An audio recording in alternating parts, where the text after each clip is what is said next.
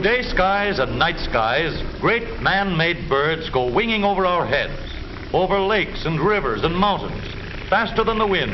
They hum along with little effort. But every plane has a guiding hand, and behind the throttles of the giant engines, there sits a pilot who makes them purr or roar at his command. The way these mechanical birds sail along through the sky looks surprisingly simple, but is it so easy? Sure, there's nothing to it. Take the wheel, for example. You can make the ship do most anything by moving it like this. You can turn it over, do loops, dives, and fly upside down. See, this is all you have to do. There's nothing to it. Of course, you have to watch where you're going all the time and keep your eyes on these instruments. They're all telling you something every minute.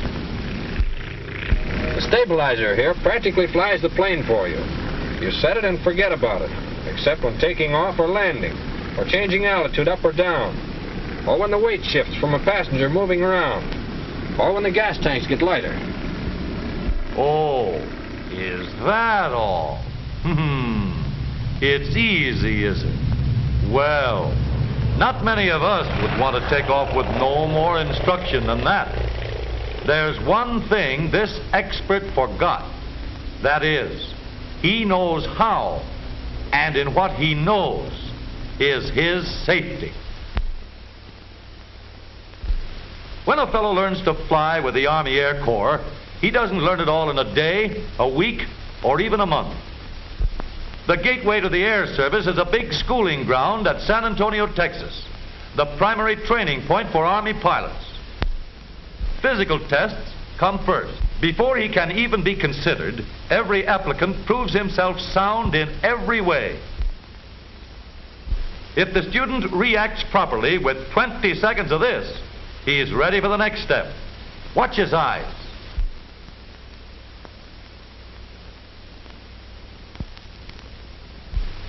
Ability to judge distance and timing is determined from the results of a depth perception test.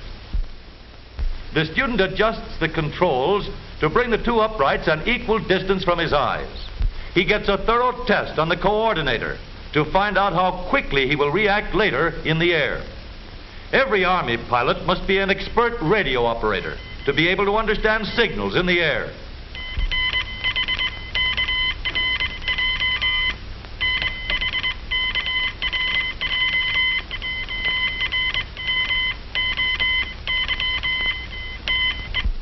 The greatest factor in safety is knowledge of what you're depending on. Before the aerial novice ever leaves the ground, he knows all the whys and hows of his engine. A trained ear helps a lot in knowing the condition of the engine in the air, and that makes for safety too.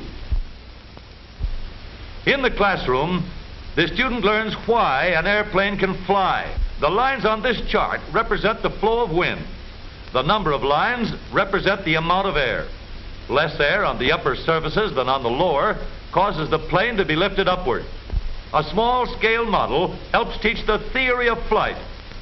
The link trainer explains how the controls are operated and what effect their movements have upon a plane in the air. In the link trainer, preliminary instruction in instrument flying is given. The student practices straight and level flying, normal turns, climbing and gliding turns, stalls and spins, and flying a course on the radio beam.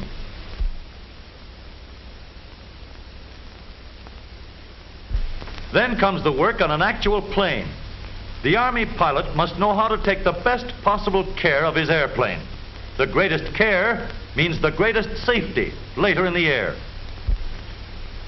One of the most important parts of the student's training is learning how the plane operates and how it responds to the controls. The flyer must understand every part of an airplane's assembly from the propeller to the rudder. After many hours of preliminary training, the student gets his first chance to fly. On first flights, the plane is always equipped with dual controls, and an instructor goes along to guide him. At the end of 8 to 11 hours of flying with dual controls, the instructor can determine when the young bird is capable of making a flight alone. Now, he's ready for the thrill of a lifetime, his first solo flight.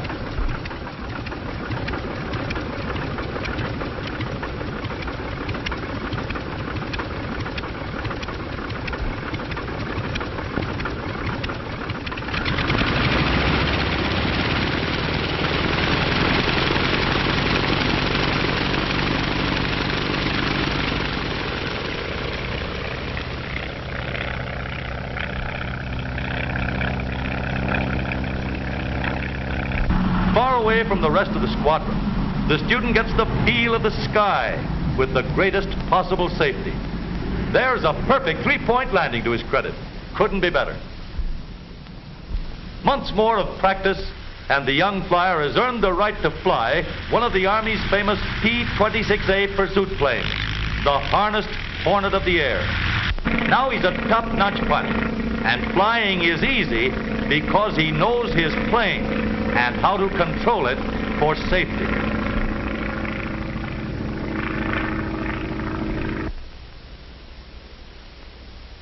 It's easy to drive an automobile, too. But here again, the greatest factor in safety is a knowledge of what you are driving and how it can be controlled. Anybody can start a car, whether he knows anything about power and brakes or not. It's easy to push down accelerators, release clutch pedals. It's easy to shift the silent synchro mesh gears. And it's easy to stop the car with perfected hydraulic brakes. But like the expert flyer, the driver of a modern, high-powered motor car should know all he can learn about automobiles. The beginner should have an understanding of his automobile before he ever attempts to drive in traffic. Every driver should know the traffic rules so well that he will automatically obey them and drive safely all the time. Every car has its instruction book. The driver should study it and learn all he can about how his car works and how to take care of it. He should have several hours of instruction at the controls. And finally, the first solo, out where there's plenty of room for him to practice. Of course, every driver cannot be expected to know quite as much about his car as every pilot knows about his plane.